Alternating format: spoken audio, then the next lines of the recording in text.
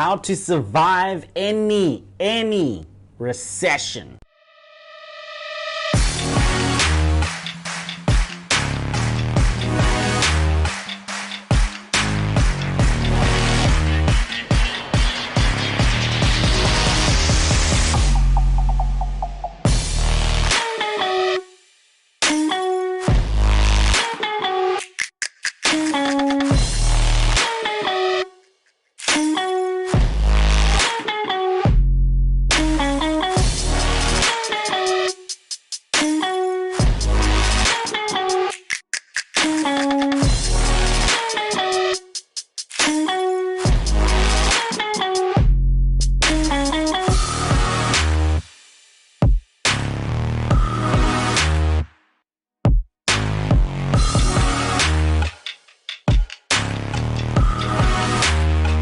Hey guys, this is Danny Lewis coming to you from Cape Town.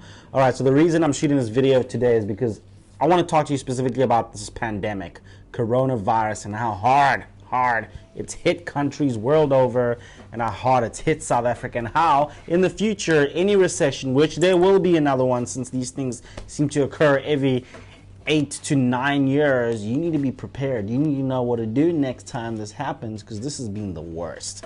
Honestly, South Africa is reported to have lost 2 million jobs. 2 million people, fathom that number, 2 million people lost their jobs during this pandemic. Some sector reported having lost like 250,000 jobs alone in that sector. How do you protect yourself? How do you be prepared? How do you be ready?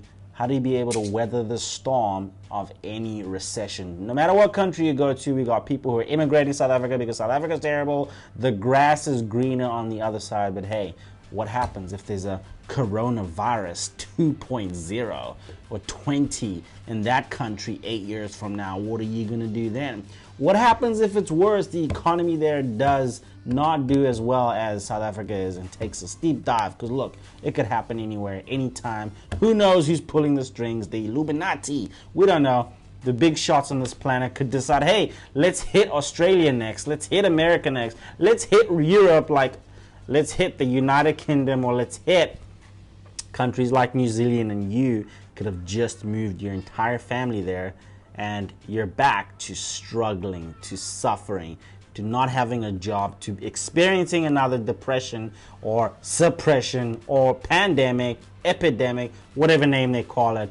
The economy contracts, less money, less jobs, and you could be one of those people, again, having lost a job. So how do you survive? How do you get through a time like that? How do you be prepared?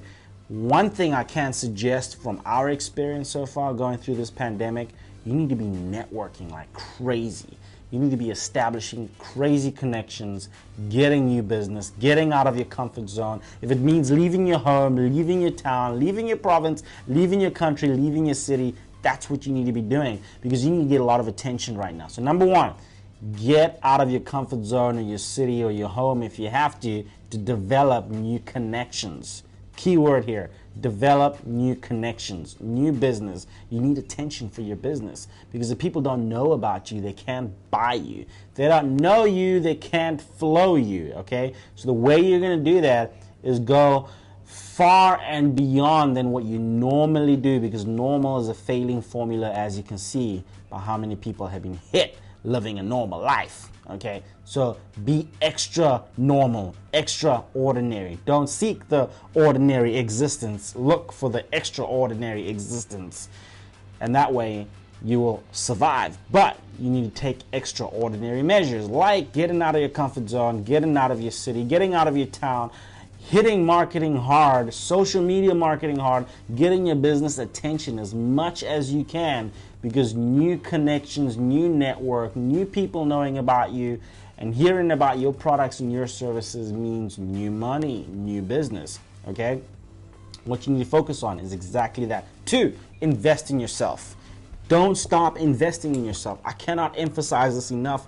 It's changed so much things for me in my life personally. I've told you some of my stories where, for example, living in a room in Kensington, Johannesburg, South Africa, earning $2,500, had no connections, had no way of getting new business. I'd hit the ceiling at 2,500. I couldn't earn any more. The most I could make in a month was 6 grand, an additional 4 grand. It was like the most money I had. I felt great, but look, it still wasn't enough.